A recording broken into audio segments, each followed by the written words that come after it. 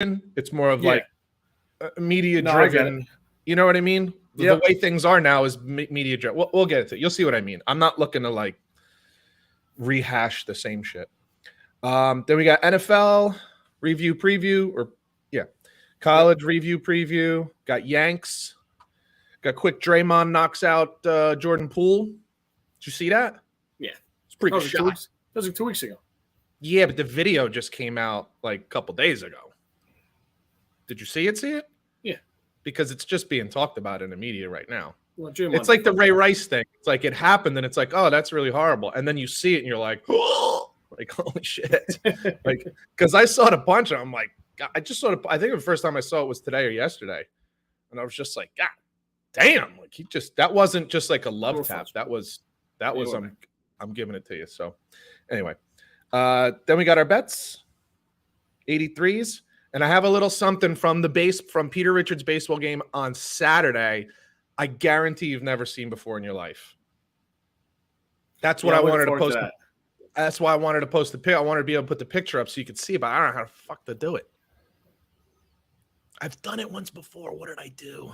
You want to send me a turn text so I know what the hell is going on, or? You know what? I will. Well, but I wanted it to be a surprise. We'll send it before you talk about it then. All right, I'm going to send you a text, but don't look at it until then, okay? Okay. It's coming from me now, but don't look at it. How do I do that? Okay.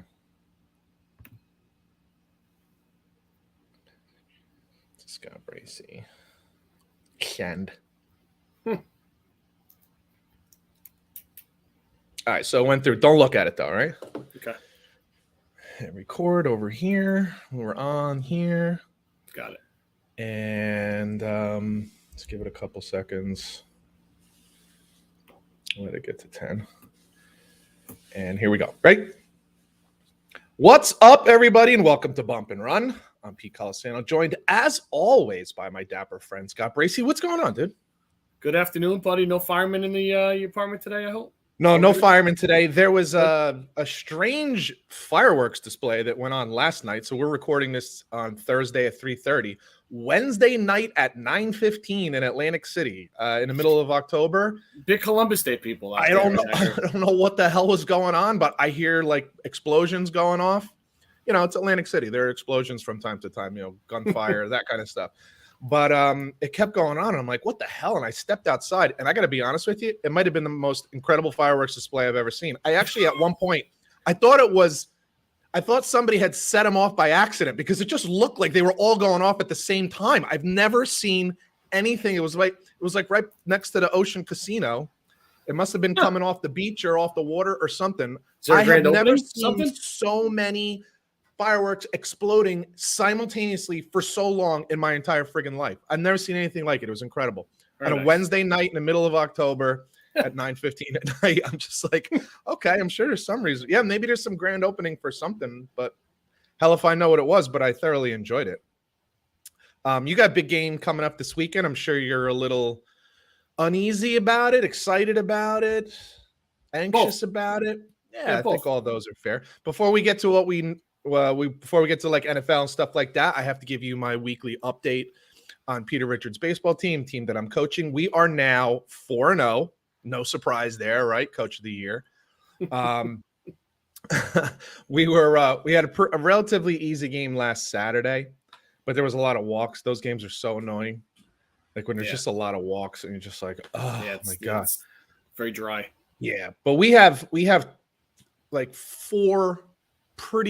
we have two very good pitchers and two pretty darn good pitchers. So we're able to like, you know, put a good pitcher on them mostly all the time. So yesterday we had a game and it's like 0-0 in the third inning.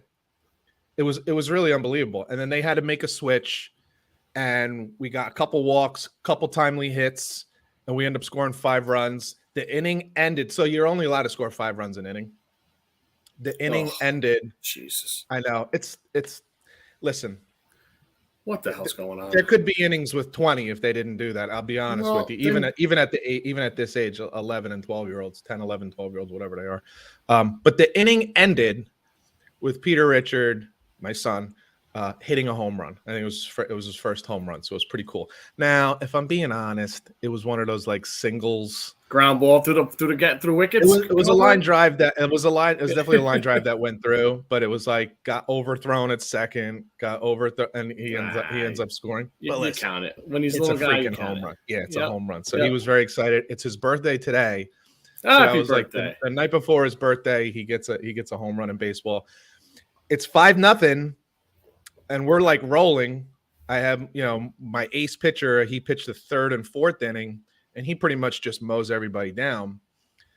We come into the top of the fifth, and now there's time limit. You can't start an inning after like an hour and 45 minutes, whatever they say. You don't start another inning.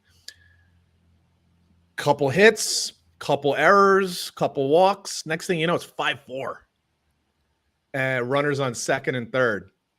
Strikeout. We got the last out, and we ended up not, because then we would have had to get up, and there wasn't enough time. We ended the game right there. So it ends up being a 5-4 game. Very nice. Very nice. Now, I'm 49 years old. Something happened in Saturday's game that not only have I never seen in my lifetime, I'm willing to bet that there's not you or not a single one of our thousands of listeners have seen or heard of in their entire life. And I'm going to give that to you when we do our 83s and you give us all our 83s. I'm going to give that to you. That's our news item for today. I want anybody who can tell me how this actually works out statistically. It's insane. When the podcast's over, I'll actually end up posting the picture on the Facebook page, maybe on Instagram. I'll get it on Instagram too. I've never seen anything like it in my life. I wasn't even sure how to mark it in the book. It was bananas. Okay, so you have to hang on for that. You have to hang on for that. Just for that alone, it's worth hanging on, because I'm telling you, you've never seen anything like this in your life. So before we get to the NFL, of course, I guess this is kind of part of the NFL, football in general. We had the whole Tua thing last week with concussions, and I had made the point. I know you kind of agree with the idea that he maybe never should have been able to go back on the field on the Sunday game. Okay, because if you see it, you know what you're seeing. And I was just making the argument, you just got to be careful of that, because you can get your bell rung. I know you've done that. I'm certain you've done it. You played safety and wide receiver. I know it's certainly happened to me. We've watched boxers get knocked down, look like they're out for the count, and then they get up. Hell, the heavyweight champion of the world right now did it against Deontay Wilder, and he got up and ends up winning the damn fight. So we know you can get your bell rung and be able to come back and perform at a very high level without it being a concussion or whatever. But the way the things were going and the way the media was driving the narrative was that when you see it, and if a guy's that banged up, you take him out, and that's it. And some games this weekend that we'll talk about were affected by it, and some guys couldn't come back in. And then, so what's interesting is what I wanted to bring up about was the media's reaction to what they created. So this is pure. No, fans didn't give a shit. I mean, I'm sure some fans were like, "Wow, that's really crazy that he ends up getting hurt, and maybe they shouldn't have." But it was the likes of like Mike Florio and Dan Patrick and Colin Cowherd and every one of these clowns on ESPN that were and me, you and I both are huge fans of Dan Patrick. I think we probably agree with him 95% of the time. Yeah. But he was like, you saw it, he should be out. Even if you want to say it was his back, then he should have just been out. Meanwhile, he came back in the game and played fantastic. Then you come to this past weekend's game, and guys are getting pulled. Oh. And the media, I'm sure we'll talk about the Jets game where Teddy Bridgewater played one play and wasn't allowed to return, even though he passed concussion protocols. Wasn't allowed to return. And the roughing the passer calls you're getting now. Absolutely. So what do we get from the Dan Patricks, who I love, and the Colin Cowherd? Oh, it's an overreaction. No, it's not an overreaction. It's a reaction. It was already insanely safe where we were saying, Jesus Christ, you're taking the physical aspect. What are defensive players supposed to do? Right. And now you don't get to call it an overreaction. You overreacted by saying, from now on, if he's wobbly, he doesn't go back in. You insisted on it. And then when it happens, you don't like it. When we're even more careful with quarterbacks, you don't like it. You were calling for it. What did you think they were going to do? Where did you think this was going? Right. The only way they could react to what the media, the sports media was crying for was to take it to a level that's absurd. It totally takes the integrity out of the sport. And that's what we saw with plays like Tom Brady getting sacked, which was insane that was a penalty. Or Derek Carr, the ball was literally taken from him. It was called roughing the pass. It's bananas. Yep. It's not fair to defenders. They can't hit low. They can't hit high. You can't land on top of the guy. You can't throw him down to the ground. Well, I don't know. You need to define what you can. You need to start defining what you can do, because you have made it to a point where anything a defender does is like a penalty. And it's unacceptable. But as far as sports media goes, you don't get to call it an overreaction. This is exactly what you called for. This is exactly what you wanted. This is what you said was the right thing. You said they weren't protecting their players. Well, now this is how it works. This is what protecting the player looks like. You don't get to complain about that. Your thoughts on that? Yeah, you can't have your cake and eat it too. Basically.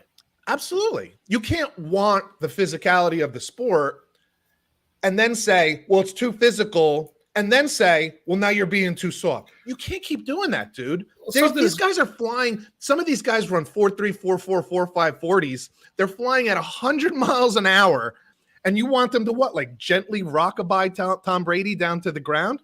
Yeah. Like, it's crazy. And then what we're already starting to see is what I had warned you about, which was the idea of we're going to lose players when they could be able to come back in. They're not going to be allowed to come back in. We'll see how that works in the playoffs, my friend. Well, then that's what I mean by there's no integrity. Then exactly, it's either a rule or it's not a rule. It's we know either this how we already. do business or it's not. Or it's either how we do business or it's not. Like, Remember or is it only for specific players? Remember the one year they tried to put in you could challenge pass interference? Then like mid-year they like axed that because it was ridiculous. Yeah, it's all about the narrative, dude. Their narrative. Well, that's the problem. And you start to lose integrity because the rules are not the same for all the players. What's that? We don't have that much pull. We'd like to change it. No, this is the idea of the podcast, is that we get to, create our own narrative and let people react to that. So I think there's a problem. I'm a fan of Jason Whitlock, and he said kind of more or less what we were saying last week, which is this is not a physical sport. This is a violent sport. And sometimes guys are going to get hurt. And as I requested last week, prove to me that if Tua didn't get hurt on Sunday, he wouldn't have gotten, or if he didn't go back in the game Sunday, or if he didn't even get head trauma on Sunday, he wouldn't have gotten a concussion on that play on Thursday. Because we've seen that 1,000 times, a guy get his head bounced off the turf. Very rarely does it happen on grass, but it happens all the time on turf. And it has nothing to do with the fact that he may have had some kind of head trauma 5 days ago. So I just think it's going down a really strange road and a very dangerous road, because now this is going to become some subjective thing. You can't hit the guy. You can hit the guy, but you can't bring him down. But you can't. Come on. What are we going to hug? Max Crosby, I think, did that in the Raiders game. Like, he just grabbed, I don't know, was it Mahomes? He just like kind of grabbed him and didn't take him down and waited for a whistle to blow. Is that what we want? No, we want. You just canceled the Pro Bowl, and now you're basically creating a Pro Bowl every week, at least for quarterbacks.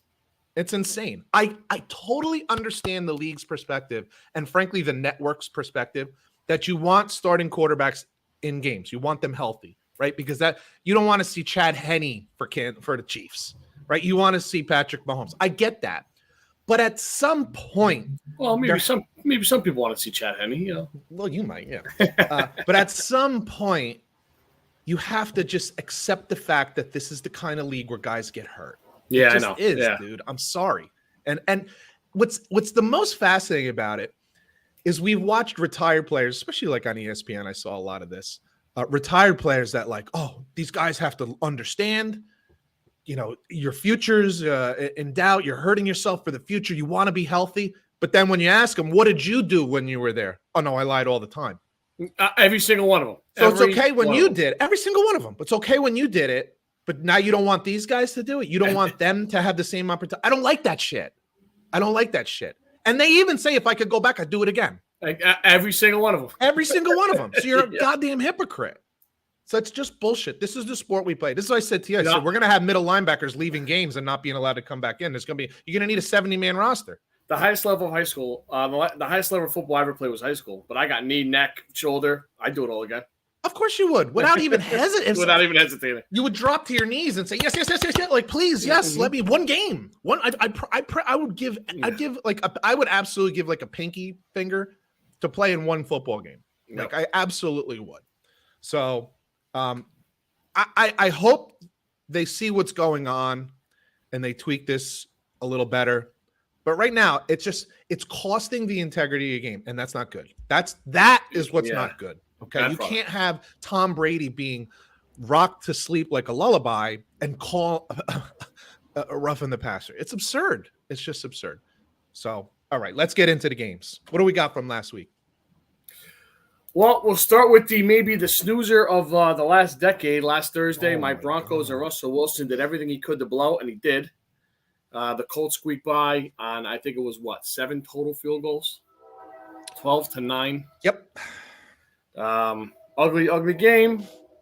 Tell me about the Broncos before I make any comments. I absolutely love their defense. Their defensive coordinator they got from the Rams is the real deal. He's going to be one and done, I think. He's going to get a job. He is very good. They have very good talent on the defensive end, minus a couple guys. But, however, we lost 2 more guys. Yeah. We're getting 2 more back this week, but in areas, unfortunately, where I think we're already pretty good at. Their offense is an absolute shit show. There's no ifs, ands, or buts about it. A lot of it, unfortunately, is on Russ. Javonte Williams being out is a huge blow because Melvin Gordon just isn't the same guy. I think they might have to play Mike Boone more. Dude, does he have like broken arms or something like that? I think he's got missing fingers. He can't hold on to the ball. It's ridiculous. It's like he's playing with 2 casts on. Like, how the hell? That's a pretty good way to describe it. He lays it on the turf every game. Every game. He fumbled in this game, but they didn't lose the fumble. He was down by contact. Thank God. Even that was close call. Like, Jesus. Their weapons are tremendous. Judy and Sutton are fantastic. We think so, right? Hamler's very good, and I mentioned a couple weeks ago that they got 2 decent tight ends, but they're ghosts. We said we're rust. He's not a tight end strong. That's not his strong suit hitting the tight ends. Their lines got a little beat up now, and it doesn't help that Russell's a bull on forever. Long time. I was ready to kill Hackett, but I don't think this is one on him because I saw a lot of videos where he had guys wide the fuck open. And he wasn't finding them. Missing them. Sometimes he doesn't find them, and other times he just misses them. Yeah, so this is, Russ had a shoulder procedure last Friday or Saturday. What the hell does that mean? I don't know. And the fact that he's not going to miss any time this week is bananas. If it's like, so I don't know if it's just an injection or I think an injection at this point, but I don't know if it's going to help or hurt. Like I don't know. But I keep going back to the fact that all my buddies that text me want to know what the hell's going on. I say that they did Russ an injustice by not playing him any snaps in the preseason. I understand keeping guys healthy, but you have a whole new regime there, man. Quarterback and coaching staff. You got to give them I'm not saying it would have been a huge fix, but at least you get a little bit of the kinks out of the way. I would have accepted that maybe the first couple weeks. Yeah, I know. We're 5 games into the season now. It's not like – you're talking he would have played the equivalent of like a game and a half. No, I know. I mean, we're 5 games in. I'm just trying to. I have some questions. At straws here, bro. To be honest, I know. I was gonna say I was one kind of talking you off the cliff the last couple weeks, saying, "Look, it's Russell Wilson, number one. Throw me a rope now, dude. Be patient. You got a new head coach. Be patient." I will tell you, as far as Denver goes. Well, let me just say this: I don't know if that was the worst game I've ever seen in my life. But it's just the most boring game I've ever seen in my life. But it certainly was the worst primetime game I've ever seen in my life. Maybe somebody can tell me something that was worse. Well, but the game tonight might say, hold your beer. We don't know. Well, let's see. We'll see. Because, frankly, Vikings-Chicago was a pretty entertaining game last week. So, and the Redskins put up more points than Washington and Wentz. Than we almost did behind. Than we did combined almost. But I will tell you, I am becoming a little nervous because of the things we just mentioned. Missing open – like the one thing Russ always did really well in Seattle was like that lollipop deep ball that he would just fucking lay that thing out there and let DK Metcalf and Tyler Lockett just run under it and go get it. Dude, he's not even throwing those well. And now you're missing guys who are, NFL, what we would call NFL wide open. It's not what high school kid would call wide open, but like NFL wide open, 5-6 yard opening. You don't get that. You're missing that guy. You're not even finding him. These are things that are really starting to. I'm getting concerned, and I think if this doesn't stop, I'm not saying it won't stop. I'm not saying he's not going to start to play better, but if he doesn't, if this is the guy, he is literally playing himself out of the Hall of Fame. Like he was I personally thought up until this year, I would, if you'd asked me, you think Russell Wilson's in a Hall of Fame? I would have said, yeah. He's got 4 years left on his contract with them? 6. Like if this is who you got for 6 years, dude, he's going to play himself right out of the Hall of Fame. And every game that goes by, Pete Carroll looks like a goddamn genius.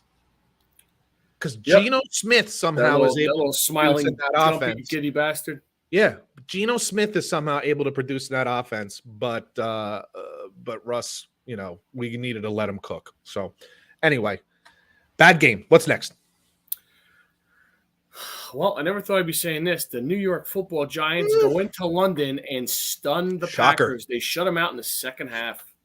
I will tell you something. Besides the stupid safety at the end. Yeah, I will tell you something. I don't think the Giants are a good football team. I don't think so.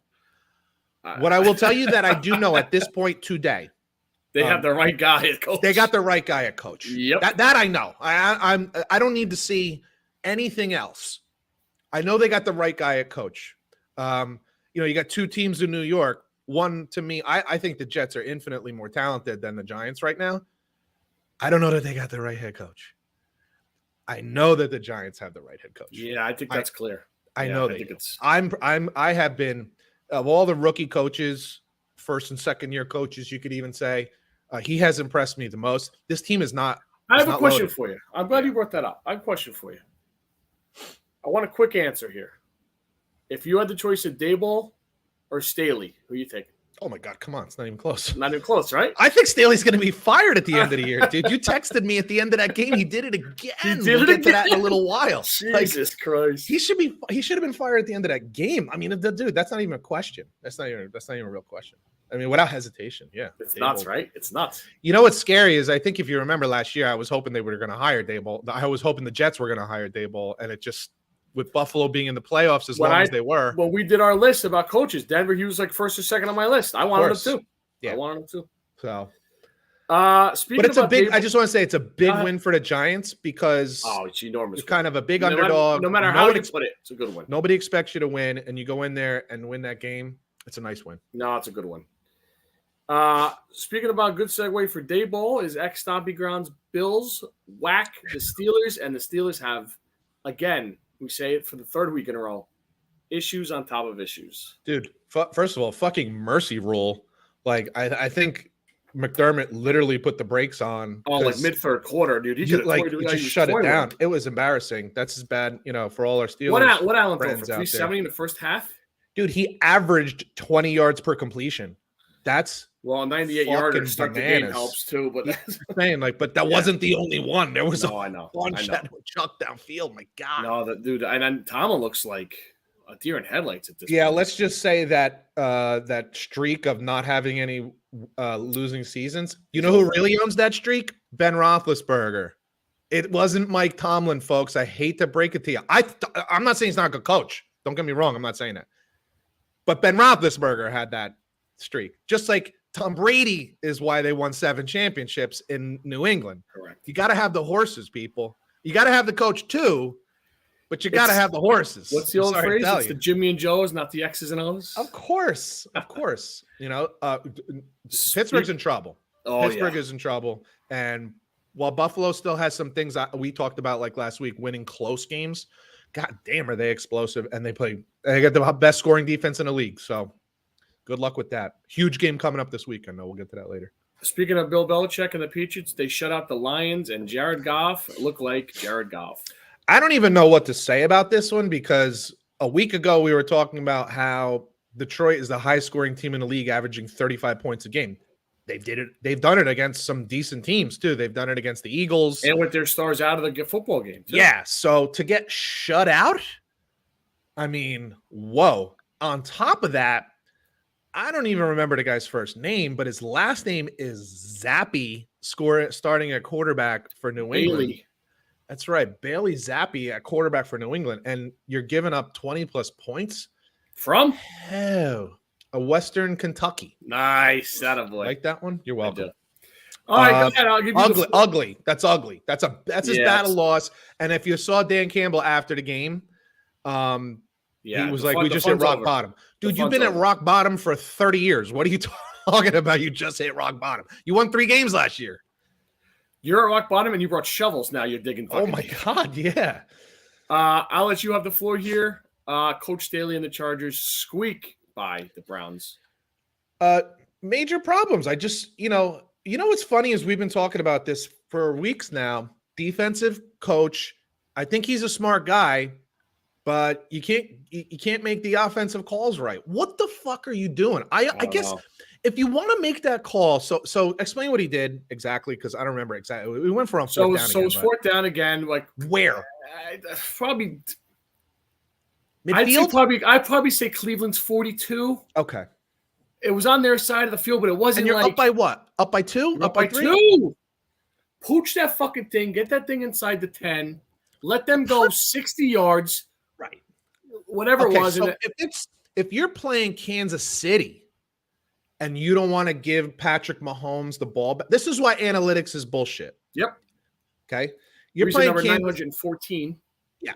You're playing Kansas City and you don't want to give Patrick Mahomes the ball back, or you don't want to give, I don't know, Lamar Jackson the ball back, or Josh Allen, or who? Herbert, Joe Burrow. Like, you don't want to give one of those elite, Tom Brady. You don't want to give those guys the ball back. Maybe I can accept this. How much time was on the clock? Like a minute and change? Yeah. Under a minute 30. No timeouts. Yeah. Dude, it's Jacoby Brissett. Now, I'm the first one to acknowledge that Jacoby Brissett has had a pretty goddamn good season. Maybe he's a little better than he gets credit for. Yeah, okay? I agree. I would agree with that. But it's still Jacoby Brissett. It's not Aaron Rodgers, who stinks at making comebacks, so that's probably not a good example. It wasn't Russell Wilson when he was with Seattle. It wasn't all these guys that we've named. Yeah. Pump the fucking ball and make the guy go 70 yards in a minute with no timeouts. What are you doing? What are you doing? These are fireable offenses, dude. We cannot talk about Nathaniel Hackett not being able to, pardon the pun, hack it when Brandon Staley's making these kind of mistakes. It's a mistake. You should have lost the game. You suck. And it's not the first, second, third, fourth. He's done it 2 years. He's done it 7 times. A dozen times. Oh. It's embarrassing. Like, dude, use your brain. Do you really need a computer to tell you that you should punt the ball? And listen, because what it says is I can't make my own decisions. The computer says this is what I should do. Make your own decision. Be grown up. It's irresponsible to your guys. Keenan Allen, of course. home hurt. What are we doing? Tweeting, dude. Isn't that what he said? What are we doing? What are we doing? That's what he tweeted. What are we doing? Anyway. I mean, give me a break, dude. I understand you got a great quarterback. You've done this so many times. It never works. Fresh tactics, coach. Fresh tactics. They get the win. They got lucky. I'm sorry. I personally, if I'm the owner of that team, the GM, I've had enough. I've seen enough. Unless the GM is the one telling them this is how we operate now, which I don't know. That I can't answer. I'll let you cheer up. Jets beat up a third-string quarterback. Go ahead, have fun. Okay, so I have very weird feelings about this. I was out with a friend watching this game, and I didn't know how to react. I was like, you take the enjoyment for sure. You don't see those. I was happy about it. You don't see those games often. I'm not busting your balls. No. That's what I said. I said I don't know what to do here. I'm not used to the Jets. Now let's be real. That game was 19-17 early in the fourth quarter. It's not like it was a blowout from jump. This is true. They were winning the whole game. Don't get me wrong. They were winning the whole game, and they scored 40 on the defense. They didn't score 40 on a backup on a third string quarterback. So I'll take it. And Zach Wilson looked really good. Breece Hall, fucking amazing. Mm-hmm. Spread the ball out to like 8 different receivers. Fantastic. Tyler Conklin looks great. Defense looks pretty good. Not great. Pretty good. Sauce Gardner is. Where's Uzama? He's not playing at all, or I barely see him at all, dude. I don't know if he's crazy. A little banged up. Yeah, I don't know, but Tyler Conklin is really. He's their number one tight end. I liked him in Minnesota, but with Kirk, he never got the looks that. He's got big numbers now. Yeah, he's all right. But no, enjoy it. I didn't know how to react. With that said, like I said, they scored 3 touchdowns in the fourth quarter, so that score looks a lot more out of sync than the game really was for a long time. I mean, it is what it is. It's 40. So I'll take it, but I still have my questions. But I will say this: every week he's playing, Zach Wilson looks better and better.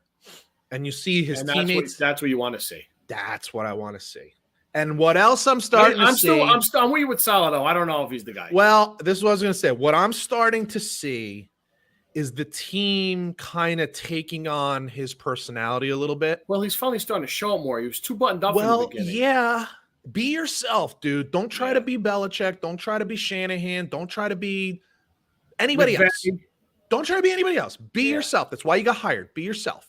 And I think that's a good thing if they start to take on his personality, because that's exciting, So it was a good win. I'll take it. I wanted to say this one thing too. If you remember when the season started, and there were people complaining, well, the fucking Jets schedule is too hard, and I said, screw that, shut up. You're playing in the NFL, go play. And then we looked and we said, hey, if they were 2-2. After their first 4 games. Is that possible? Because everybody was like, they're going to be underdogs for the first 8-9 games of the season, which still may end up being true. They're through 5 games. You play Denver in 2 weeks. I don't know. Maybe you'll be favored. But I'm just saying, they're through 5 games and you're 3-2. Nobody expect them to be 3-2 through 5 games. So you got to be at least pleased with that. I agree. Somebody asked me the other day, do you think they're a playoff team? I do not. I still don't think they're a playoff team. I don't think so either, but I think. I stand by. Go ahead. You could build on, because I said at the end of the year, your schedule's not great. I mean, at least that looks like it now. I think they're ahead of schedule because the back end of the schedule is soft. But I will say that if you remember when we started this before the season, we said they got to win at least 7 or else it's a failure of a season. And they could win as many as 9. I wouldn't be if they won 9, that would be a good season. I think they're on pace for 9. I mean, I think they're on pace for 9. I think if you look at the schedule, how they're playing, I think 9 wins is doable. I still don't think they make the playoffs. So you got to go what, 6-7 the rest of the way, which is better, less than how you're playing right now. I think you could do that. Yeah, I think you could do it. Yeah, because nobody thought they'd be 3-2 through 5 games. We were hoping after 4 they'd be 2-2. Like that would have been good. Now they're 3-2. So now your expectations have to change, right? 6-6 the rest of the way. 6-6. Yeah. Cowboys defense still hot. Cooper Rush due for 102 yards, but it doesn't matter. They're calling the right game plan offensively for him. And Micah Parsons, even on a strained groin, is fucking unbelievable. It's Micah Parsons. This defense is great because of Micah Parsons, because he is relentless getting after the quarterback, dude. I haven't seen anything like this since Lawrence Taylor and Jesus Christ, what was his name? He was Derek Thomas. Derek Thomas. That's the other guy I was thinking of. Like that's who he reminds me of. That speed rusher off the end who can bull rush too, but it's more about just speed and relentlessness. Von Miller had a little bit of that early on too. Yeah, I just never looked at Von Miller and thought he's more like defensive. He's a little bulkier. At least he looks that way. Von's got like the durability and the depth of his career now than those guys did. I mean, unfortunately, Derek Thomas passed away, but Taylor got banged up at the end and yeah, Taylor's real run was about 6 or 7 years. Yeah, and Von's been doing it for what, 11 now? So it's 11 or 12. It's pretty crazy. Yeah, but I'm just saying, like, in their prime. No, I understand. Like, Von Miller was certainly feared. I got to give my boy some love. Yeah, I know. You're so biased. It's unbelievable. Well. And I hate the Giants. Did you see me talk about the Broncos? I don't know if you're listening to that. Right? Well, Von Miller's not on a team anymore. You wish he was. But, I mean, I'm glad he's not for his sake. Lawrence Taylor was feared. I mean, he was feared. Not that Von Miller isn't, but it's just different. And I haven't seen. And Derek Thomas was too. To me, Derek Thomas, like it seemed like there was 2 sacks a game. I know it wasn't that. It just seemed like that. It was like 2-3 sacks a game. Those Chiefs defenses scared the shit out of me because they had Neil Smith in the middle, Derek Thomas on the end. Oh, good God! See how different like generations get. Like that was a more defensive team, and now they're all offense. With Andy I know it's crazy, man. But Micah Parsons is the real friggin' deal, and it's so strange. This guy was drafted as a middle linebacker, and here he is. I know you can make an argument he's Credit the to best, Dan Quinn, man. He the knows best pass rusher in football right now, which is crazy. Which is also a parallel to Lawrence Taylor because he went to North Carolina as a tight end. Yeah, I did know that. Yeah, and became an outside linebacker. The team that the Cowboys will play this week, the Philadelphia Eagles, are 5-0. Yeah, it was a little closer game than I think they would have liked. But listen, you go on the road and get a win in the NFL, you take it. Period. You take it. It wasn't their best. Arizona's got some problems. I don't know. Let me just finish on Philly. I don't know that they're the best team in the league, but they might be. I wouldn't call them the best team in the league, but I'd say they're top 5. They're complete. They are a complete football team. Like they run the ball well, they stop the run well. They pass the ball pretty well, they stop the pass really well, and they got pretty good special teams. Yeah, when they're Nick Sirianni, dude, say what you want. Like he not was a like peep, a right? joke. Not a peep. He's just doing my God. Yeah, don't be surprised if they continue even close to the pace they're doing. He might get coach of the year, which is insane considering he was considered like a joke when they hired him. But Arizona's got some real problems, dude. Yeah, they do. There's some real problems there. They go deeper than just you're missing from top to bottom, man. Really, like who's the wide receiver they're missing? Hopkins. It's more than just you're missing Hopkins. Okay. You got a problem at quarterback. You just signed this kid to like, I don't know what, 100-year contract. Are they stuck with him for 10 years? Or at least that's what the contract is, right? Like, dude, I'm sorry, but there's something wrong there. There's something that makes me feel better about the Broncos contract with Wilson. I know, 6 years, right? Well, at least Russell has the track record of being a team player, and he's laying it on on the new team, line. new system. This guy's been here for 3 years. 3 years. Yeah, that's true. This is, I don't know, man. I think that is okay. So there are bad teams, but you can correct those kind of things. They're stuck with Kyler Murray for a very long time. Mm-hmm. And it's just a weird situation because he's ridiculously talented. And sometimes he does things that you're like, what the hell did I just see? Like in a good way. Yeah. But there's these long fucking stretches of like, does this guy even want to be on the field right now? And then he showed up in Hillary Clinton's pantsuit and you're like, did you see that outfit that he showed up in? Jesus Christ. Did you see the one with Kermit and his face on it? I almost fucking died. Oh my God. It's like, dude. And it just starts to become Russell Westbrookian. And I'm like, I don't know. Because Russell Westbrook is like similar kind of player, right? Unbelievable talent doesn't equate to any wins. Yeah, he's wearing like pants. He's like wearing women's pantsuits and like women's odd. like boost like blouses. If I'm the GM of that team, I'm sitting here like, what are we in for the next? Were we drunk when we gave him that contract extension? And the reality is, I don't know that they had a choice. I think they probably had to because you couldn't start from scratch again. But damn, he must. I know. I don't think he's cursing that he did it, but it's almost here's the cherry on top. That division's winnable right now. It's not as great as we thought it was going to be. Oh, for sure. Oh man, for sure. Because the Rams are a mess. And listen, they get Hopkins back. We'll see where they go. But man, their defense is not great. No, there's a lot of problems there, and Cliff Kingsbury to me is average at best. Last one for me. We'll move on to this week. My buddy Josh McDaniels does it again. He fucks up again. For whatever reason, decides to go for 2 with still like 2 minutes left on the clock. You were still going to lose with a field goal. I don't get it. And Josh Jacobs got shut down, and then Devontae Adams decides to push a young man at the end of the game, and now God, that was so weird.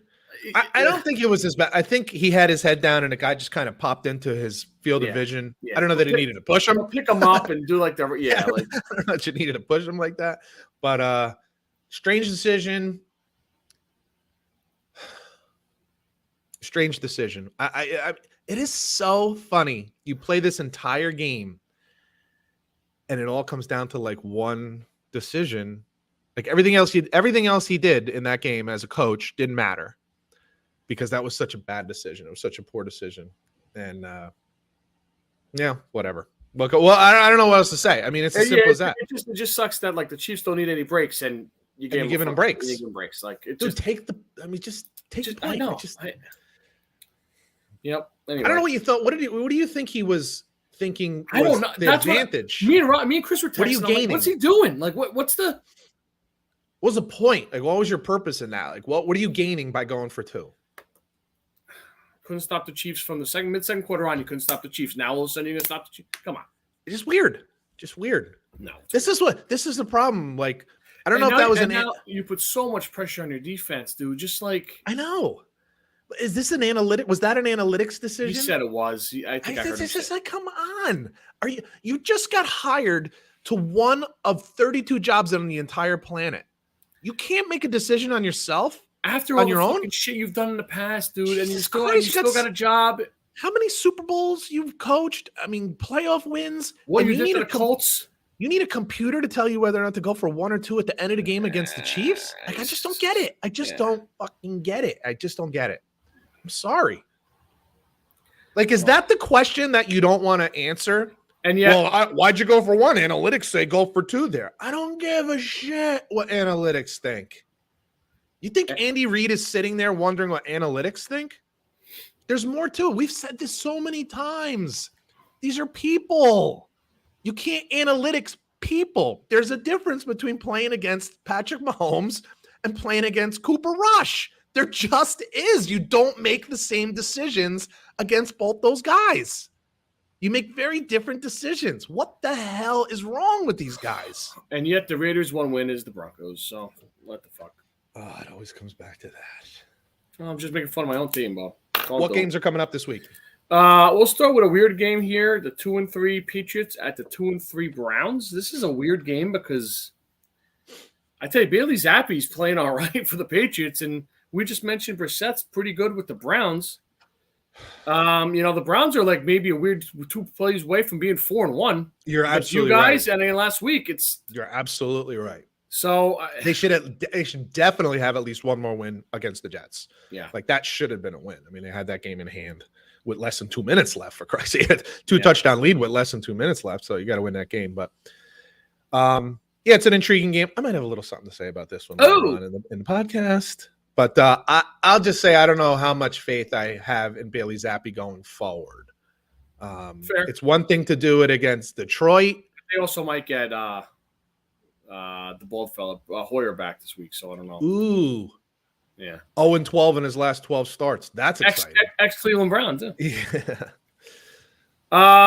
Your New York Jets go to Lambeau Field. The 3-2 Jets and the 3-2 Pack.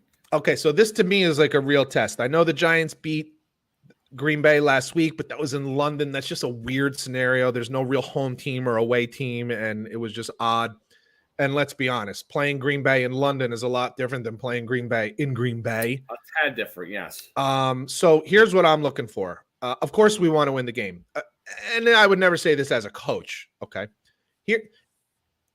What I'm about to say is not like what I'm hoping for, but I'm saying this as like an analyst, not as what I hope happens.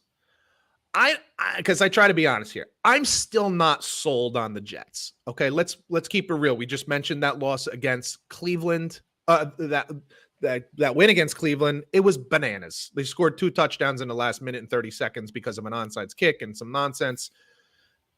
Whatever. And then you also had the other comeback win against Jesus Christ. Last week, 2 weeks ago, whatever it was. Pittsburgh. Against Pittsburgh. And we see how bad Pittsburgh is. Okay. Yeah, you had to make a big comeback win to win that game. So if you want to convince me that you're on a new path, you can't do it like you mentioned against a 3rd-string quarterback who's a rookie 7th-round draft pick out of Kansas State. I don't need them for me to be convinced that the Jets are on the right path. I don't need them to win this game, but you need to be competitive from start to finish. I don't want to see like you're down by 3 touchdowns going into the 4th quarter. You get 2 touchdowns. Well, we only lost by one score. No, you were shit on the whole game, and then you scored 2 late touchdowns when Green Bay didn't care anymore. You need to be competitive this whole game. Of course, I want them to win, and I'll be rooting for them the whole way.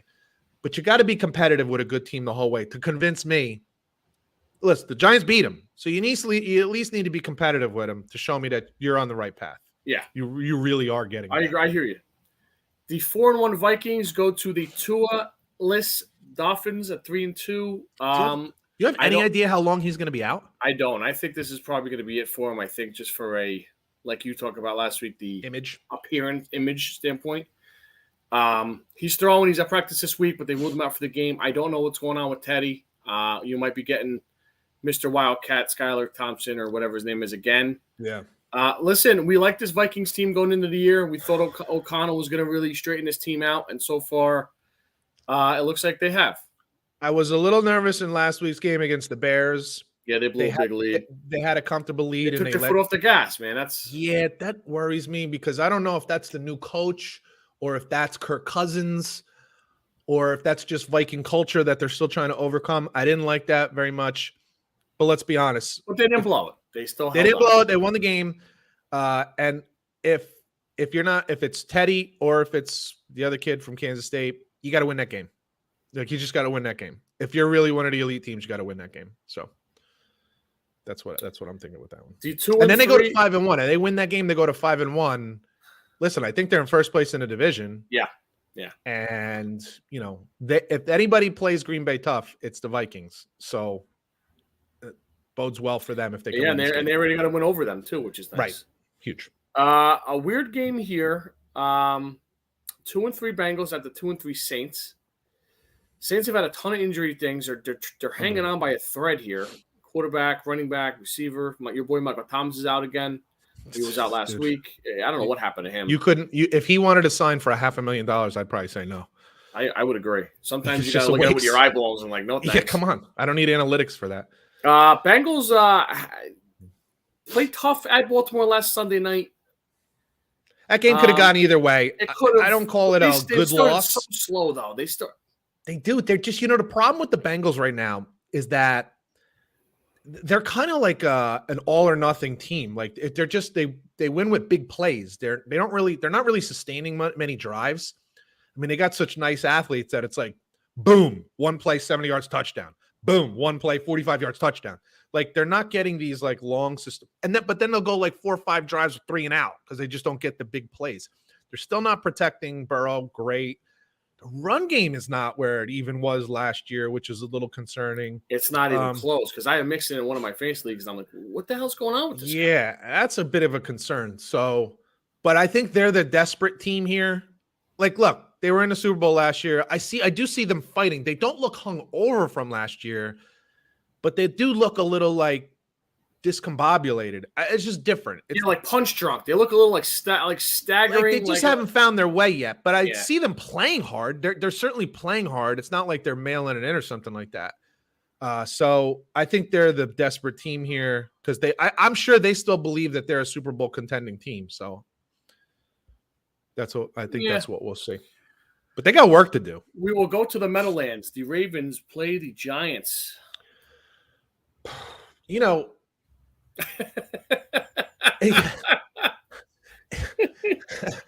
It's so hard because I just don't think they're a very good football team, player-wise. Yeah, talent-wise, but yeah, I know. Yeah, but I know. Listen, they're 4-1 and they've beaten some decent teams, so I would expect that they're going to have a hell of a hard time with Lamar Jackson. But listen, I would have thought the same thing against Aaron Rodgers. Yeah, well. Here's the issue. Baltimore defense stinks, and the Giants should be able to run the ball because they do everything they can to get the ball to Saquon Barkley, which I don't blame them for. I don't blame them at all for that. So if they can get off on that, run him into the fucking ground. Absolutely. If they can get him off, I don't know. I guess they can win. If you'd have asked me 3 weeks ago or when the season started, I would have counted this game as a loss. But I don't know that you could do that now. I really don't know that you could do that now. Belief in yourself and in your team in sports is huge. And right now, at least for now, this team believes in themselves and they believe in their coach. How long that lasts? I don't know. I think eventually your talent shows through. It's a long ass season. So, I want to say something. I'm sorry to interrupt. No. I do it all the time. Daniel Jones isn't very good, but I tell you, the kid's got some fucking coconuts. He absolutely does. It's kind of something we talked about 2 years ago with Jalen Hurts. Like we don't know if he's any good, but we like the kid. He's a hard worker. Something about Jones, I like him. But let me ask you this: you like him, but do you think his teammates are starting to believe in him a little bit? Yeah, oh yeah, you do. Oh yeah, okay. Yeah. And remember, that's what matters. Remember, look who he's throwing to. Oh my God! Me, you, Eddie, and Nuviola. I think at this point, it's incredible. It's incredible. So see, that's the key. this is what I'm saying. Like, you start getting that positive psychology going. Yeah, it's a huge factor. And then you play different. If you think your team sucks, like the Giants it looks like that's how they step on a field the last few years. It shows. And now belief is showing because they're not that good. I hate to tell you, they're not that good. Giants fans, and here's how you know. They're 4-1, and their season total hasn't changed. Like if you go to Vegas and want to bet on how many 7.5 or something like that. Yeah, their season total hasn't changed very much. I think it's only gone up one game to like 8.5 or something. It hasn't changed much. Or they already got 4 wins. Roethlisberger and my buddy Mac, even like you asked them, they're like, "Listen, I don't know what we are, but I'll take the 4-1." I'm like, Shit, yeah, you do, man. Like, and you know what, dude? And they're realistic about it. If they do find a way to win this week, 5-1, you could say whatever you want. That's a real record. You don't go 6 games getting lucky. You just don't. Right. I don't like the Giants. I'm no Giants fan, but I know what I'm looking at. And they play their asses off, man. Say what you want. They played their asses off. And hello, they win. You play to win the game. Hello. Maybe the game of the week, maybe game of the year potentially. The Buffalo Bills at the Kansas City Chiefs. I think it's bananas. I can't imagine why Buffalo's favored in this game at Kansas City, right? The game's at Kansas City. Correct. But they are. You know me, I've been saying this for the last few. Obviously, I love Josh Allen. I would take him in a heartbeat. If I could trade for Josh Allen and Zach Wilson, I'd do it in a minute. But I still think Patrick Mahomes is the best quarterback in the league. The question is, has Buffalo bolstered their defense? Has that Von Miller move made the difference? Can they get pressure on Patrick Mahomes? We know they can score. We know Buffalo could score against Kansas City. Can they get pressure on Patrick Mahomes they got the best scoring defense in the league. I assume that's why they're favored in this game, between that and how explosive they are. Yeah, I think it's going to come down to what we talked about earlier. I have full confidence in Kansas City if it's a close game late and Patrick Mahomes. We don't know. We still don't know if Buffalo has the ball, if they can make that comeback or if they can win that close game. That's just not their thing, man. They either break your balls and blow you out, or if it's a close game, they come up short a lot of times. So we'll see. I may have something to say about this game in a little while. I may as well. The 4-1 Dallas Cowboys go to Philly on Sunday night and play the only undefeated team left in football. All right, so let me ask you, is the Kansas City versus the Bills game a bigger game, or is this a bigger game? Well, one's a rivalry. One's becoming a rivalry game with 2 young quarterbacks. Here's why I asked. I'd have to put it a peg lower than the Chiefs. Let me put it in some context and see if I can get you to change your mind. Go ahead. Whoever wins the Kansas City Buffalo game, we kind of feel like both of those teams are either they're both going to make the playoffs, and they're both probably still going to win their divisions. Dallas is what, 4-1, right? Yep. And Eagles are 5-0. Yep. The winner of this game literally takes the lead in the division and could dictate and have something to say about how that division ends when the season ends. Like, that's why I'm asking you. Like, of course, they're both better teams, we think, Kansas City and Buffalo. But what's a bigger game? Maybe the Eagles-Dallas game is actually a bigger game because of what it means. I guess that's where I'm going with it. Yeah, but they also play each other again.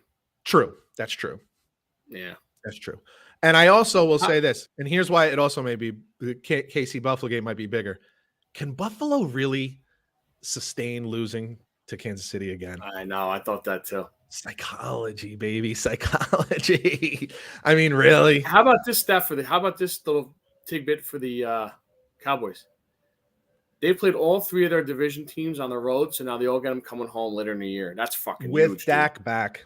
That's theoretically. That's pretty big, bro. They got the Giants on Thanksgiving, but they never play well on Thanksgiving. But who knows where the Giants will be at that point too? But tell you, man, it's a weird thing because I think we've kind of alluded to it the last couple of weeks that this Dak injury might be the best thing that happened to them because they see what they're capable of when they're not chucking the ball 50 times a game. Yeah. I think that could end up serving the Cowboys very well as the season runs along. Last one, I had to put it on here just because it's misery loves company. The 2-3 Broncos go to the Chargers on Monday night. A loss here could put a fork in the Broncos. Their schedule's brutal down the rest of the way. That'll be Where's this game? In Los Angeles. That'll be 4-2 Chargers, at least minimum 4-2 Chiefs. So you're looking at an unbelievable climb at that point. But yeah, the problem. Listen, I don't know what to expect here, dude. I have no expectations at this. It's sad. It's fucking week 6. The problem is I can't imagine the Chargers scoring less than 20. And I don't know that Denver has it in them to score more than 20 I think I agree with you. That's just such a tough spot, which pretty much means take Denver. Denver 41-9. Like, where the hell that come from? And who knows what kind of calls Staley's going to make. So yeah, that's a factor. If you're worried about Hackett being a bad coach, don't worry about it. You got Brandon Staley on the other side of the field, so that evens it out. Everything's going to be fine. That's a good point. A little college football, sir. Yeah, there was. I'd say we were some interesting games. We were poo-pooing this game because A&M was starting to lose to bad teams and look a little stagnant. They played tough. But one thing I said for some reason they always play Bama tough. Yeah, and I know Alabama had their second-string quarterback again, but still they played tough. Bama 24, A&M 20. Yeah, and they had to lead. A&M had to lead there for a little while, and they just weren't able to hold on. And the reason is that for the same reason they've lost to Appalachian State and they've been in close games and they've struggled sometimes is because of their offense. Their defense is pretty good. Even if you go back to that Appalachian State game, it wasn't their defense that was the problem. It was their offense. They just have struggled all year to score points. So interestingly enough, if you read some of the local media, there are some people that are a little unhappy with Jimbo Fisher. Texas is not particularly patient. So, no. Which is amazing to me because they had the number 1 recruiting class in the country for the first time, beating out either Alabama or Clemson. It's always been one of those two teams. They had a better year than Alabama, Clemson, Ohio State. They beat them all out. I'd be a little bit more patient, but I will tell you, if you look at their schedule the rest of the way, there's a really good chance that A&M could end up as a 500 ball club. And it's just because of their offense. Mm-hmm. There's a really good chance that they could end up being a 500 team. Oh, that'd be something. Wouldn't that be something? It would be something. That would be interesting. Preseason number 4, number 5? At least. Yeah. The Volunteers look for real. They go into God. LSU and smoke the Brian Kelly Tigers. I tell you what, is our boy Hendon Hooker moving up the Heisman Trophy candidate list or what? This kid can friggin' throw the ball, dude. And Tennessee is explosive. And I'm sorry, they look like they're getting better every week. I had this revelation during that game. Hear me out here for a second. Scott Frost just got fired from Nebraska, right? Where was he at before? Central Florida. When he left Central Florida, who took over for him? Josh Heupel. Why did Josh Heupel take over for him? Like, why did they hire Josh Heupel? I don't know. What was Josh Heupel's position before that? OC somewhere, right? At Central Florida. Oh, under Frost. Yes. So then this becomes like a Frank Reich, Peterson kind of deal. Like, which was more important? Was Frank Reich important or was Doug Peterson more important? Now you start to wonder, wait a second. was the great coach that was at Central Florida, because they were lighting up the scoreboard at Central Florida. That's why they were so great, is because they couldn't be stopped on offense. Was the great coach there Scott Frost, or was the great coach there Josh Heupel? Let us not forget that Josh Heupel was the quarterback of Oklahoma when they won the national championship. This guy knows how to win football games. He clearly knows how to coach. I'm not thrilled with his physique, but I guess I can't judge him on that. He needs to work on that a little bit, man. Eat some fruit. So I got to get my buddy Tommy But he looks good. Well, you just mentioned it. Where do you play football? Oklahoma. Who sucked balls for the last 3 weeks? Oklahoma. You read the Oklahoma papers? They're not to throw Mr. Venables there? We've been saying that. Da-da-da. Okay, would you do it? I would do it. See, I don't know, because I actually think when Tennessee is Tennessee. If I'm Oklahoma or if I'm Heupel? If you're Heupel. Oh, if I'm Heupel, I don't know if I do it. If I'm Oklahoma, I definitely do it. Well, here's why I even ask it's even more relevant to ask that now. After what Scott Frost happened to Scott Frost. Well, but in the past, it would have been going from the SEC to the Big 12. Yeah, Now you're making a staying lateral in move. the That's true. ACC. That's a good point. And I look at it and I say, although Tennessee has been kind of not great for a while, before that, to me, Tennessee was one of the, I'll just say, a perennial top 15 team. Like Yeah, that's they've good. I was won, gonna say they've won 15 's pretty national good. championships. I would say that as a program before the last 10 years, they were like kind of on par or just below Oklahoma. Right now, you have a better team in Tennessee. It won't be a money issue. No. You've built the reputation. Why on earth would you switch? I wouldn't switch. Fair. Only because you want to go back to your alma mater.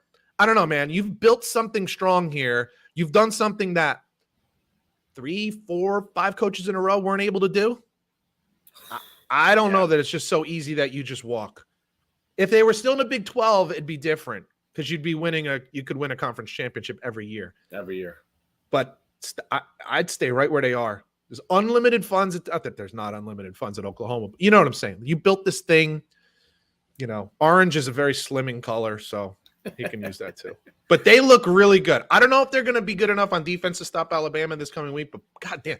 And that kid Hendon Hooker looks good. He's big, strong, fast, accurate as shit. Throws a beautiful ball. Climbing up draft boards too, sir. Do I like him? I just want to say we spotted him before anybody else. I'm going to pat ourselves on the back this week again. Nobody was talking about Hendon Hooker before we were. Nobody. Who was on today? Who was on Colin Cowherd today he was talking to? Oh, Jordan Palmer.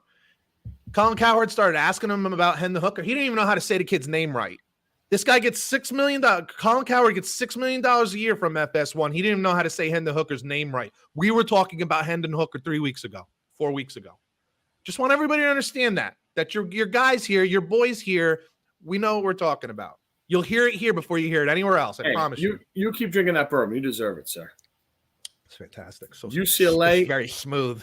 UCLA impressive against Utah, and one of our Final Four teams has now 2 losses, and they are cooked. Goodbye. Utah is, first of all, about Utah. Clearly, they are a different team at home than they are on the road, and we're really going to find that out. And they're clearly better when there's no expectations on their shoulders. For sure. This to me was we'll call it like a ratifying game for UCLA. Like this was an impressive win. Some fans showed up for this one. There were plenty of Utah fans too, don't get me wrong. But some fans finally did show up. Are they 5-0, 6-0? 5-0. This is a real football team, folks. I mean, you don't just beat Utah. Listen, Utah went into Florida and frankly played a better game against Florida than they did against UCLA in a conference game where they didn't have to fly cross country. This was a good win. We had questions of whether UCLA was, were they as good as their record? I don't know if they're as good as their record, but that was a real win. That's a real win right there. That's a good win. And it makes the season-ending game against USC even that more interesting now. Correct. Notre Dame 3 in a row. They beat the BYU Cougars in Sin City. They're starting to look a little bit more as a team now. The bye week helped them big time. You could tell that. Freeman's not looking like a deer in headlights as much anymore. So they're, I don't know. Still doing curls though. God, is he? Yeah, he's ripped. Built. He's also wearing a youth medium shirt, I think. He should be a referee the way he wears his shirts. That's the new trend, right? These guys. Oh my gosh. I was about to say the same thing about Notre Dame. They looked putrid, especially mainly offensively in the beginning of the season. I'm not going to say it's good. No, it's better. But it's better for sure. Good is still strong. And that's always a good sign. Their tight end's awesome. That kid, Michael Mayer's awesome. Oh, my God. He'll definitely be the first tight end picked in the draft. And he might be a top 10 pick. He is awesome. Really he's a big kid, too, man. He's got hands. He's great. Yeah, he's really good. So I'll say this. The point of saying that they're improved, that's coaching. So you got to give Freeman some credit for bringing this team along, because offensively, it was embarrassing in the beginning of the season. And now they at least are, it's tolerable. For sure. So good job. Absolutely. We just hit on this one, Mr. Venables with the Oklahoma Sooners. They lose 49-0. Dude, against Texas, at the right? Cotton Bowl. Oh my the God. Red River rivalry, which is a tongue to slow it down, right? Yeah. If you go back 3 weeks, they lost. Was that first loss to Kansas State? Yes. And you and I were both like, "Oh, this is a great spot. Oklahoma would never lose to." They have gotten their doors blown off. Doors blown off 3 weeks in a row. This is no longer like, they laid an egg last week. They'll be ready to go this week. Dude, the wheels have fallen off the vehicle. Like, it's just an utter disaster. And if this trend doesn't stop soon, there's no way Venables makes it past one season. No. If they end up, God forbid, is this even possible that they end up with a losing record? If they end up with a losing record. So how about this? Off the top of my head, they still have to play Oklahoma State, Baylor? Yeah. Texas Tech? No, they lost to them 2 weeks before. We didn't even talk about Texas Tech. Oh, my God. I'm telling you all right now. You're hearing it here first. I texted you. I got a little aroused watching the Texas Tech game. You sound still aroused, actually. I am. Texas Tech has a redshirt freshman who they just let him start this week. He threw for almost 400 fucking yards and like 3 touchdowns. His last name is Morton. Braden Morton or something. Berman Morton or Baron Morton. Baron Morton. Listen to this. Write this one down and put it in a fucking time capsule. I'm telling you right now, nobody's talking about Baron Morton from Texas Tech. Listen to me right now. You will be hearing this kid's name a lot and will probably be a top 5 pick in the draft 2 years from now. Okay? Just when it happens, just say, oh my God. Pete said that after one game, folks. I'm telling you, after one game. Baron Morton. I think you spell it Baeroen. I don't know how you spell it. Baron Morton. Just telling you. Good effort. So do they still have to play Texas Tech? No, they played them 2 weeks ago. They before Texas. Yeah. Yeah, there's a real chance. What's their record? Are they 3-3? Mm-hmm. 3-3. Mm-hmm. Dude, there's a real chance they go sub 500. He might not even make it through the whole season. This is unprecedented. No. I think they still got to play Texas Tech. They played TCU 2 weeks before, right? And lost. Yeah, so you got Texas Tech, Baylor, Oak State. Yeah, at least. Who else is even in the conference anymore? They play Kansas this week. I may have something to say about that. West Virginia? Can West Virginia beat them? They got to beat West Virginia. I mean, West Virginia's not good. Dang, yeah, they fired their coach already, too. There's a real chance that they're a sub 500 team. And if they're sub 500. At best, they're 7-5. Oh, dude. They'd have to go 4-2 the rest of the way. Yeah. That shit ain't happening. They've lost by 40 like 3 straight weeks. You know what starts happening now, too, with the transfer portal and the fucking saying out for the pros? If they go 3-5, everyone's going to bail. They're gone. Every 5-star player they have is gone. See ya. I hate that shit, man. I don't like it either. What a world that we're in. Yep. One more for me. The love affair from Mario. I'm just telling you, Baron Morton. Let me speak, for Christ's sake. I'm sorry. The love affair for Mario Cristobal and the U is now over. Where is everybody? Go ahead. I'm sorry. I'm looking for him. I can't find him. They're all gone. Where are all those voices? Where are the Colin Cowards where said they finally found their right guy? You say these things before the guy even coaches a game. Come on, man. Slow your roll. And they play in a watered down ACC, and they're still getting smoked all over the place. Who's two? North Carolina, who can't stop a nosebleed. Oh, my God.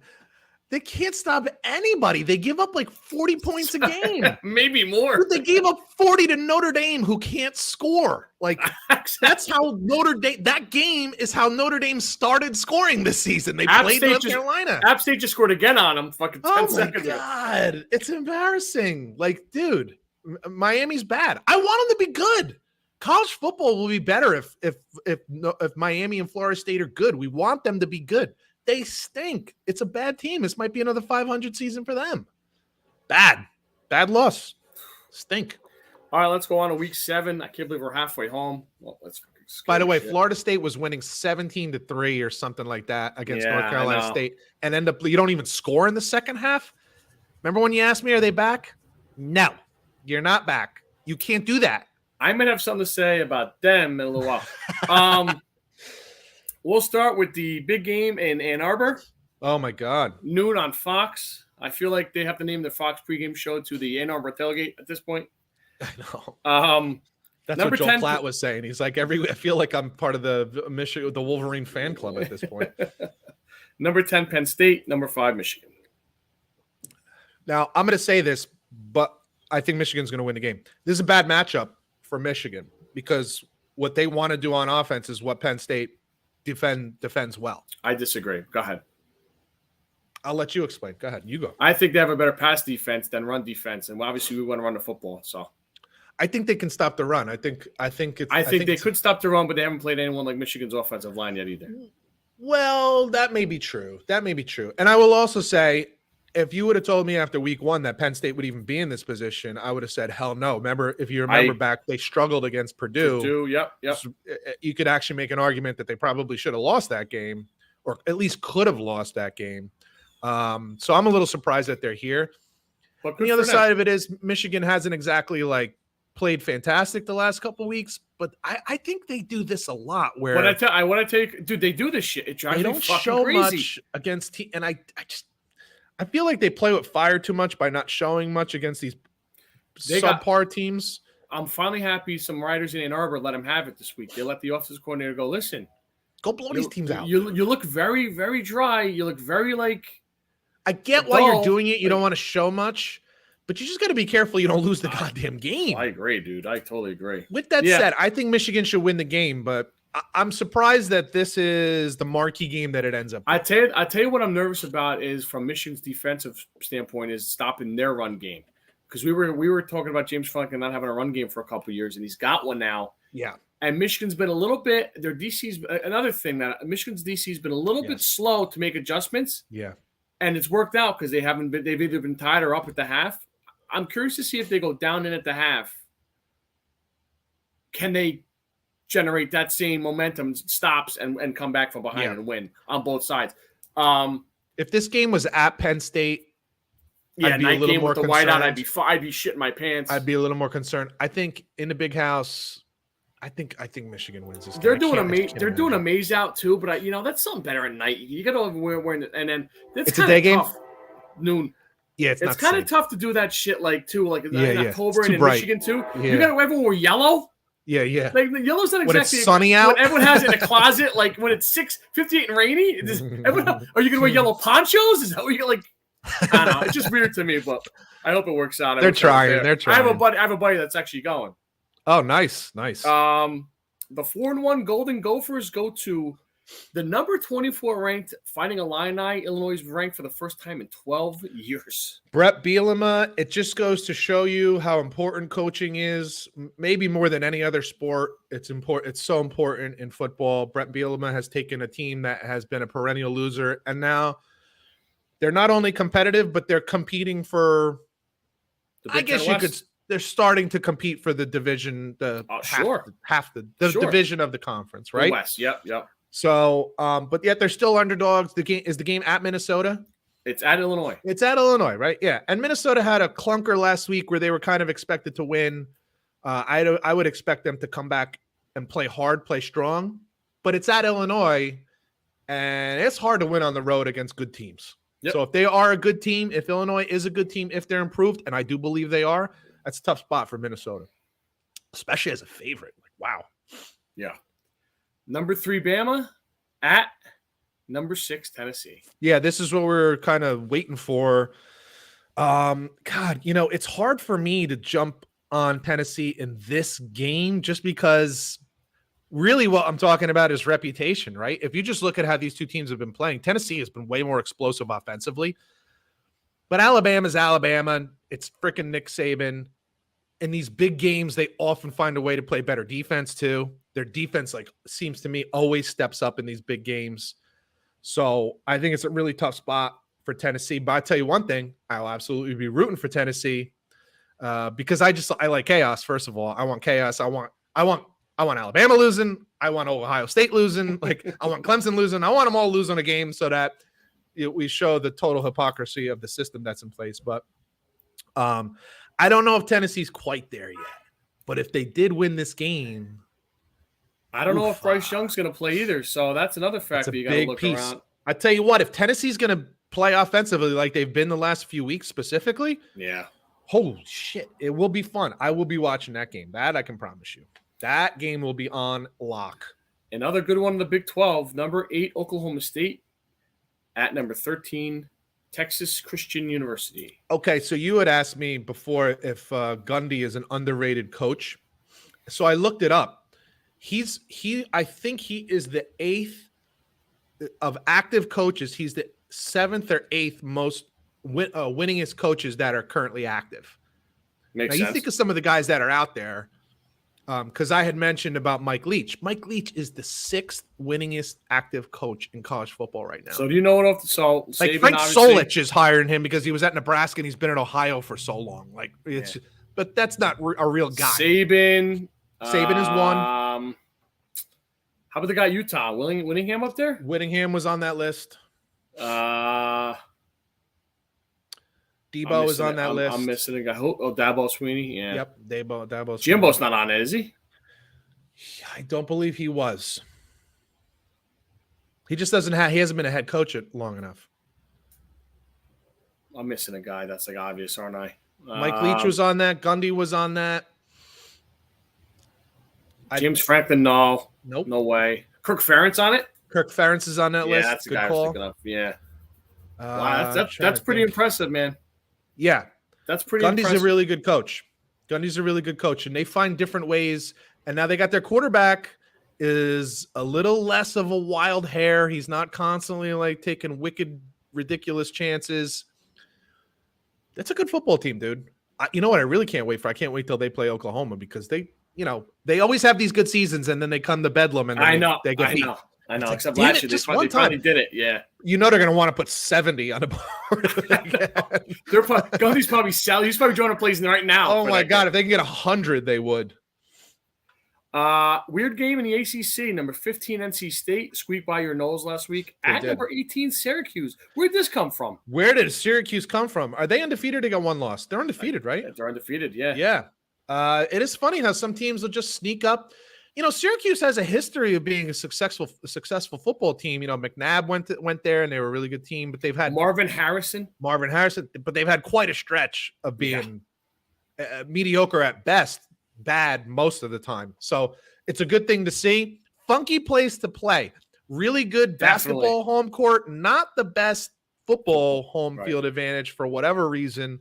But the other side of it is NC State is good, but not nearly, or at least they haven't played as good as a lot of people thought they would be, although they have a really nice quarterback. Leary is a nice player. So we'll see. That'll be a really interesting game. That'll be a sneaky, interesting game to watch, dude. Agreed. Let's be honest. It's 2 top 20 rated teams. So good reason to check it out. Two football blue bloods here. I've had a little trouble with new coaches. They're a little up and down. The 4-2 game, the LSU Tigers at the Florida Gators.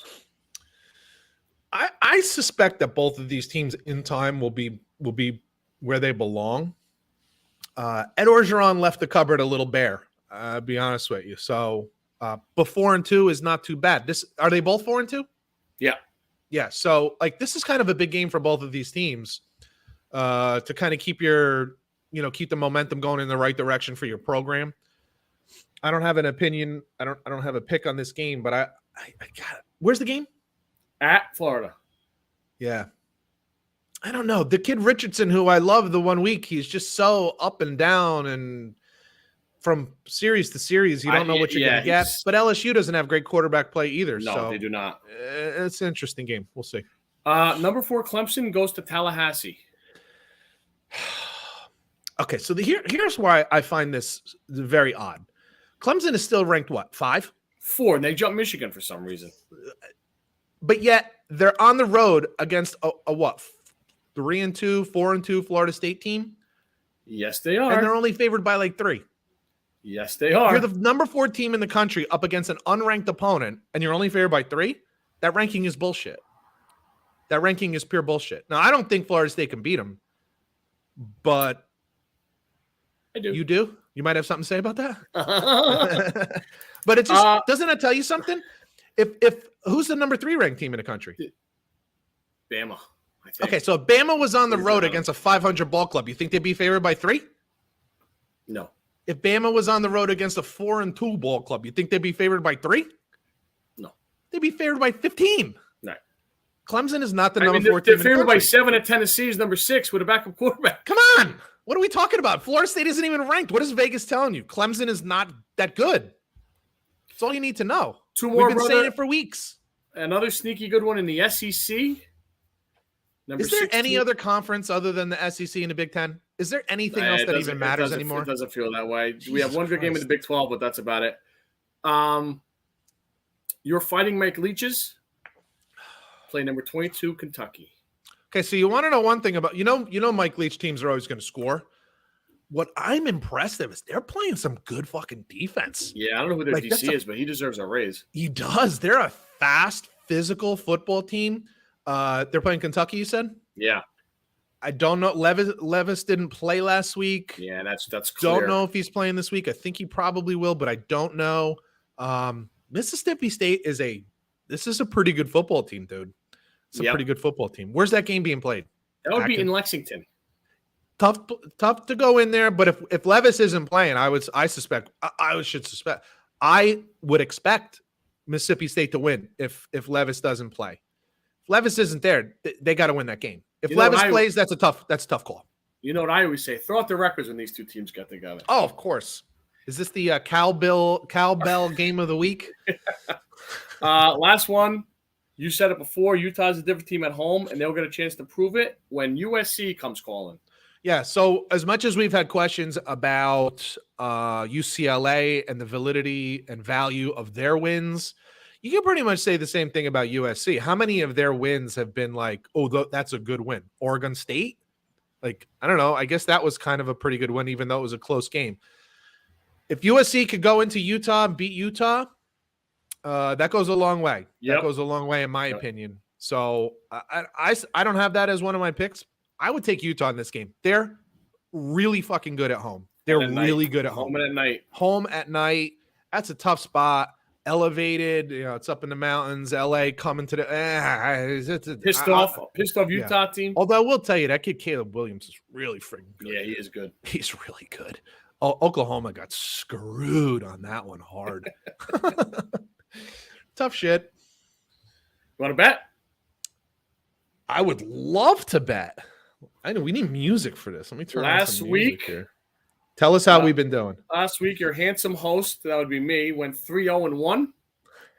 I'm 8-10-8-1 overall. And the other guy on the other side of the microphone, Mr. Calisano, the not so handsome guy, 1-2-1 last week. Ugh. And 8-11-1 overall. What did I have a push on? We both had the Vikings -7 a push. Oh, that was such bullshit, too. They were winning that game by double digits. 21-0. I know you jerk off. So I was like, start us off, buddy. I'm gonna go to the Big 12. Uh-oh. I'm gonna go to the Big 12 game of the week. Actually, I'm not. We're not playing with pansies. You're not going for a 30-point dog? No, we're not doing that. We're going Oklahoma State at TCU. Should be a really good one. It should be really close. I agree. They both can score. They're both well coached. So I'll take the points there and maybe a 35-33 win either way. So who's favored? TCU by 3.5. I'm taking the Cowboys. You're taking Oklahoma State. Oh, so that game's in TCU, I suspect? Yes, sir. I should probably listen to the podcast. You should. I am also starting off in the Big 12. He's going.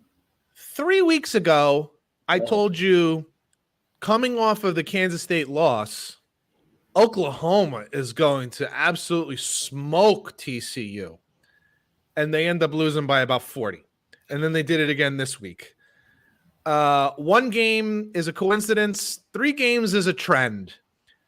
Kansas lost their winning streak last week, but they were right there. What the fuck is going on that Oklahoma is favored by 9 against anybody in Division I football? That is absurd. Give me the Rock Chalk Jayhawk. Give me the Kansas Jayhawks +9. I love the 9. They don't even have to win the game. I think they're going to win the game, but they don't even have to win the game. So can I tell you something? Yeah. Kansas quarterback's out for the year. I know that. I know, but I watched a kid. I watched a kid who came in and he can sling it and he can run a little bit too. Okay. Yeah, no, I love it. No, I still love it. No, I watched the kid play. He's really good. Which is surprising. How the hell does Kansas have a really good backup quarterback? And Notre Dame doesn't have one. Neither does Iowa. NIL. Or Wisconsin. Yeah, seriously. Peter, I have a question for you. Might have an answer. Who's your favorite team in college football? It's hard to say. Florida State. Man, I love the Seaman Holes. The line is just teasing me. It's dangling in front of me. It's screaming. Why you said it? Not that good. You said it about 7 minutes ago. Why is this game the way it is? Clemson's tough. They're well coached. Good defensive team. You never know where you're going to get at Galele, whatever his name is. This is the biggest game in Tallahassee in years, Coach. Yes. They're going to be rocking. Chicks are going to be hanging out, drinking all day. The guy on the horse spiking the flame at midfield. Give me Florida State plus 3.5. Good for you. You got to love that extra hook, right? 24-21, something like that. 27-24. Nice. I like that pick. Well, I don't know if I like that pick, but I like that you picked them. How about that? I don't know if I could do it because I don't trust my team. I'm going to go to your conference, Big Ten. This is probably dumb. Okay, this is probably dumb. You never bet against a good team coming off a bad loss. And I think Minnesota's a pretty good team, and they're coming off a bad loss. I actually think Illinois is a pretty good football team here. I'm seeing some good things, and I got a lot of faith in Brett Bielema as a coach in the Big Ten. I didn't love him in the SEC, but I did like him when he was at Wisconsin, and I do like him here at Illinois. I just think he's a good fit, and I think he's brought that kind of Big Ten physical mentality to Illinois. I'm getting 6.5 at home, and you're a ranked team. You're trying to show the world that you're a real contender. Give me Illinois plus 6.5 against Minnesota. Wow, look at you taking 2 dogs. Who is this guy? I know. I thought the same thing. I'm like, what am I doing? This is not what I do. Let's head over to the NFL, yeah? Yes, sir. I haven't had a drink in 2 days, but this what the hell's going on? This drink's gonna make it sound like I've been loaded for 2 days. Taking a Bears? No. I'm not that drunk. I'm not on edibles either at that point. This isn't more of an anti-Carolina Panther pick than it is pro-Ram pick. But the Carolina Panthers just fired their football coach who we were high on for about 2 years, and he let us down. Baker Mayfield, head coach at Nebraska? Baker Mayfield and Sam Darnold are out. The Rams are in desperate situation here, dude. Their offensive line stinks. Matt Stafford's been pounded. I think they're going to be able to run the ball, open up some stuff for Cooper Kupp, Allen Robinson, Tyler Higbee. Allen Robinson, does he have any catches this year? He might have 7. I don't know. That might be high. I think this is an ugly, ugly game. I think maybe Rams 23, Carolina 9, something like that. Where's the game? It's in LA. Yeah. So I'll take that. I'll take the 10.5 with the Rams, but I don't love it. But I just think the Panthers are in deep shit. The only thing that scares me about that, I kind of like that one too. But the only thing that scares me is that a lot of times if a team loses confidence in their coach and then that coach gets fired, that team often plays really well in the next game because they're all excited. That used to be the way. It's kind of not that way lately. Hasn't happened that way lately? Yeah. And then you get the Christian McCaffrey to the Buffalo Bills trade talk. Correct. And you hear everybody talking about we're going to trade every asset we have. Yeah. It could be a little demoralizing. So that might be packing up their houses this week. They're not even at practice. It might be exactly what the Rams need. I'm going to go to the biggest game of the week here. So I'm going to go Chiefs-Bills. Listen, the Bills are as explosive a team as there is on offense. Stephon Diggs, Josh Allen. Obviously, there's just so much talent there to just score at will. Like I said, Josh Allen was averaging 20 yards per completion last week. Holy shit. It's not like Pittsburgh can't play defense. That if they do anything still, they still play defense, and they got lit the fuck up by the Bills, right? And then on the other side, you got the Chiefs. You got Patrick Mahomes, Andy Reid, all these different options. He's finding different guys. Kelsey had 4 touchdowns last week, but had 25 total yards. Like, they were all short. In the end, I just can't imagine how a team that has gone to the AFC Championship game or further in the last 3 or 4 years, whatever the hell it is at this point, can be a home dog. I don't know what's going to happen in this game, but I can't imagine that the Bills are going to win by more than a field goal if they do win. So I'm going to take the Chiefs. I can't imagine that Patrick Mahomes, Jones over there on defense, and some of these guys are sitting there like, we're dogs at home? No way. Give me the Chiefs +3 at home against the Bills. 2 weeks in a row, we have the 3 same straight pick, dogs, by the way. I got 3 dogs so far today. I'm proud of you. 2 weeks in a row, we have the same pick. I'm taking the Chiefs as well. Disrespectful city, dude, to me. Isn't it? Me. I totally agree. If the Bills do win, it's going to be tight. They're beat up as shit in the secondary. Mahomes is probably salivating. I think they make one more stop than the Bills. They might win outright, but I love the points here. I'm taking the Chiefs with you, buddy. And the Bills have shown no ability to win close games. So if it is a close game, and if there's any, frankly, at this point, even if there's any time left on the clock and the Chiefs have a chance to win, you got to think that they're going to. So, yeah, absolutely. All right, I'm getting off the dog train, and I'm going to take a favor here. We kind of Los Angeles Chargers. Stay away from Staley. My God, if they fired him, maybe I would. We talked about this game a little earlier in the preview. Patriots and Browns. Yeah. Can Bailey Zappi isn't playing against the worst defense in the league this week. I think the game is in Cleveland, correct? Yes, it is. And as I said earlier in the show, I think Jacoby Brissett is a little underrated. He does well as a backup. Every time he comes in as a backup, he does well. I'll tell you what, man, as a starter, let's be honest. They're as you said, a couple plays away from being 4-1, 4-2, 4-1, 3-2. Neither game was his fault. Had nothing to do with him. Yeah. He runs for first downs. He makes great throws. He's clearly showing leadership out there. I'll tell you what, if they were to go on like a 4 or 5 game winning streak or win 4 out of 5 games, 5 out of 6 games, you'd have a hard sell to bring in Deshaun Watson. I'm sorry, but I agree. If you're winning those kind of games, and none of the losses have been on him. So give me the Browns -3. It's a good pick. At home against the Patriots.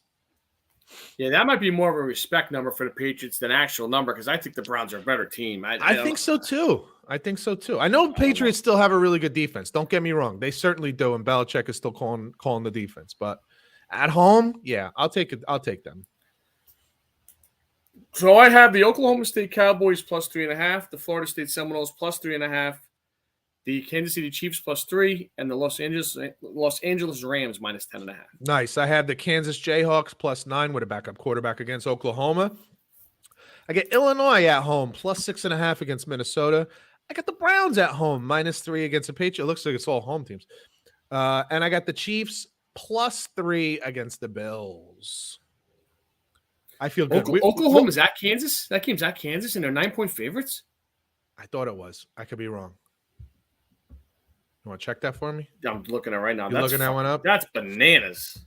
It's a backup quarterback. I kind of forgot about that, but I think it's Oklahoma. I think it's at Oklahoma. I don't care. They don't deserve to be 9-point favorites against anybody.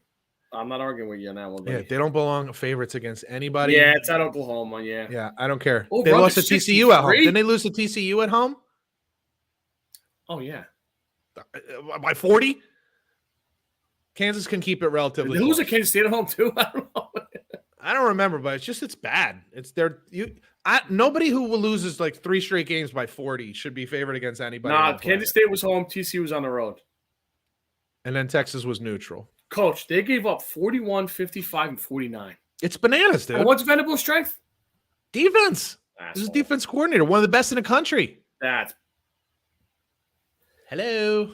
Our New York Yankees 1-0 in the series, rained out tonight. Me and Mr. Stavali and with a couple other buddies were there on Tuesday evening. I tell you, you want to talk about a night for playoff baseball, dude? Beautiful. We didn't need the sweatshirts. We were out in it was unreal, dude. Crowd was popping. Parking was more expensive than regular season. Shocker to nobody. Yeah. We had a great time. It'd be cheaper to just fly in by helicopter. And drop out of it. Just drop me. Just drop right into your seats. Yeah, drop me off at the park or the old stadium was. I'll land somewhere soft. How much was parking? $55. Holy shit! That is insane in the membrane, dude. It's high. Oh my god. That's regular season's 47. Nice win, Cole. What the hell's his name? Garrett Cole was fine. Garrett Cole looked good. A lot of people were saying he shouldn't have started game one. He didn't earn the start in game one. I was one of them. I'll be honest. I was one. I thought Nestor earned it pretty well. I thought Nestor earned it. I know Cole's making the money. So, are you feeling like they're a contender? 3 weeks before the season ended, you didn't think so? Do you think they're a contender? I feel like they're going to win this series, and after this, I don't know. Because I will say, if you win your first, Seattle's got great pitching, so I don't know. No, I just feel like if you win your first series, everybody's a contender. Like, because you're just feeling good. I saw something today where, they had 5 days off between end of the regular season and before Tuesday. And now they have 2 days off again, and they're going to play 4 in a row. Potentially. Maybe not. Maybe they end it or they Cleveland, whatever. But, dude, they're used to that kind of shit. 4 in a row. It's not the end of the world. Like, it's not the end of the world. Like, it's not football. Man. Do it all the time. Yeah. So, and listen, the 5 days to rest was probably perfect. Now I think they're chopping. They're chopping at the bit now to get back out there. But I think they win this series, and then after that, I don't know. I think after that, anything's possible. I really do. Yeah. Because momentum is a bitch, and they do have some decent playoff pitching. Baseball live is just it's that's why you go to all the regular season games for a game like that. It's all about that. Good friends, and it's just good shit. It's all about the playoffs. Real quick before we get to our 83s.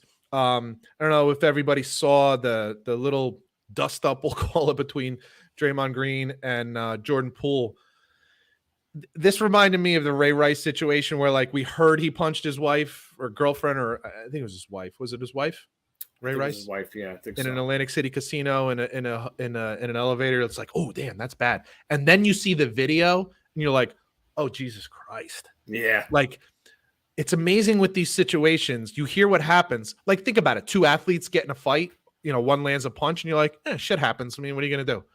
Then you see the video, and you're like, oh, shit. Like, that was a straight right knockout punch. Like, god damn. And then you see the bruising and swelling on Jordan Poole's face. Like, he's a fucking mess.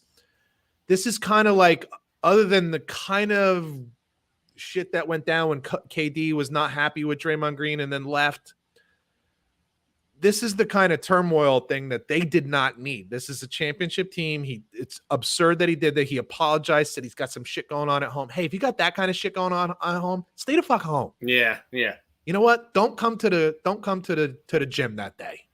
Okay? Because if you look what happened, he totally initiated the whole goddamn thing. Yep. It was absolutely unnecessary. So he should be embarrassed. Yeah, there's a screw loose with Draymond. This isn't the first thing or the second thing or the third thing. He cost them a championship. Absolutely. Against the Cavaliers. Absolutely. He almost cost one this year by all the shit he was trying to do with Tatum and Brown in the Boston series. That, like you said, with KD. Now this. Dude.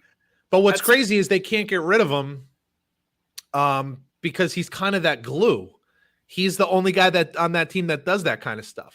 Also, he plays great defense, and he's kind of that glue, that edgy player. They don't have that kind of guy anywhere else.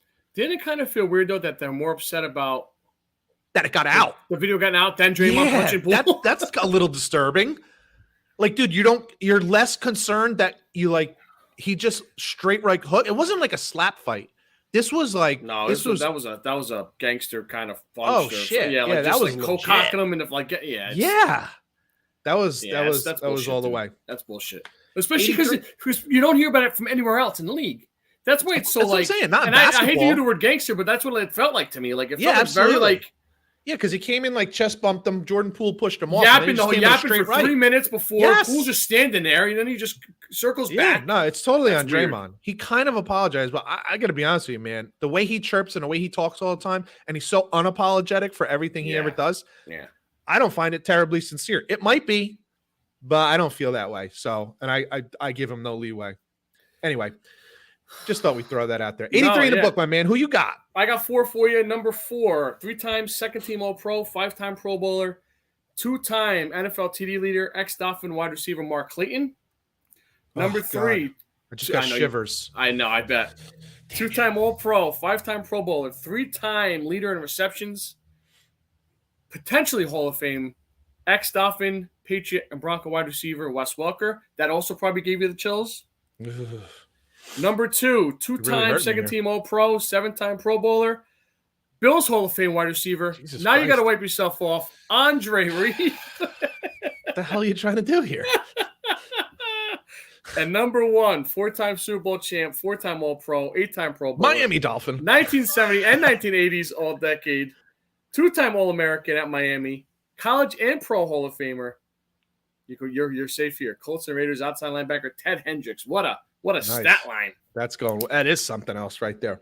Okay, so I started this podcast off by telling you that something happened in my son's game on last Saturday, that I have never seen nor heard of in my entire friggin' life. Now, Scotty, I sent you the picture of it. You can look at it yourself. I can look at it now? Yeah.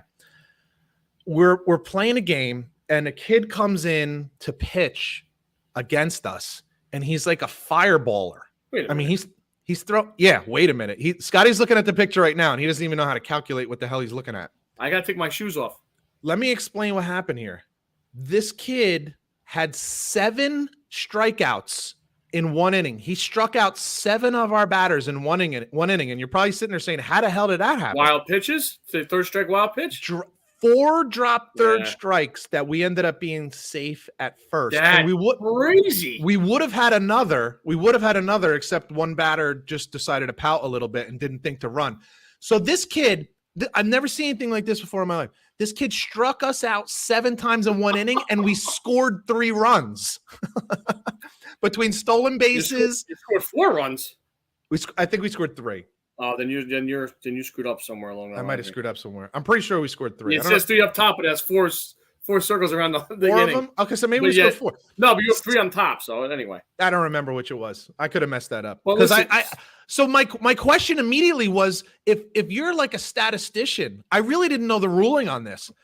Do you get credit? Like if you were counting season strikeouts for the season, yes. Do you get credit for 7 strikeouts? Yes. That's friggin' crazy. Yep, you do. That's so crazy, but that's what happened. I have a question for you. Yeah. Was it the same pitcher in inning 2 than was inning 1?